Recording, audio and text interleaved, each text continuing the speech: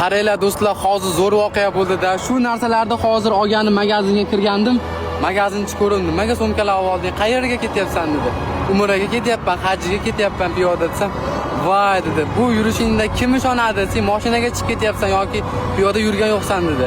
Isbotim bor. Men ham piyoda ketyapman deb videolarimni ko'rsatdim. Shuni telefonni ko'rdi-da, patpichini ko'rib 2 million patpichigim bormi dedi-da.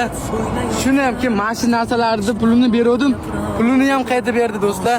Menga obuna bo'lganlarga vashcha xursand bo'lib ketdim. O'z vatanimda yurgandek bo'ldim. Boshqa odam, chet ellik odam menga yaxshilik qilyapti. Shu or-nomi, shu patpiska uchun. Sizlar patpiskani yomon narsa deb bilasizlarmi, bilmadim.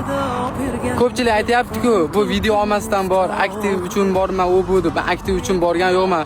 Boshida bunday narsa bo'lgan. Sizlar bitta bola menga aytgan, shunaqa tavsiya bergan. Yo'q, men qo'limdan kelmaydi deganimda hamma erkakmisiz bajaring degan. Masalan, sizga kimdir hozir oyiga chiqing desa, tasavvur qila olasizmi? Oyiga hech qachon chiqa olmayman deb. Xuddi menga shunaqa, men keyin Madinaga piyoda boring degan. Men tasavvurimga sig'magan, keyin yurganimda hamma bajaring erkakmisiz degan. Shart chiqdim keyin do'stlar yo'lga. Xudoning o'zi meni o'z yo'lida yurgizyapti meni. Baraka beryapti do'stlar. Mana hech kim yillab to'planmagan patpichini menga 2 oyda berib qo'yapti do'stlar. Men Xudo xohlasa borib yetib borsam, payg'ambarimizning qabrlariga borib hamma nomidan salomlar aytaman. Ka'bani ushlab butun O'zbekiston musulmonlar nomidan salomlar aytaman. Keyin o'sha negativ bo'lgan insonlar uyalib qoladi. Xudo xohlasa oxirgacha harakat qilaman, qaytish yo'q. Menga obuna bo'lganlarga kattagon rahmat. Xudo xohlasa borib hammalaring nomlaringni duo qilaman.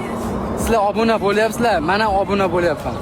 Hech kimni dilini ortish harakat qilganim yo'q men do'stlar, tushuninglar.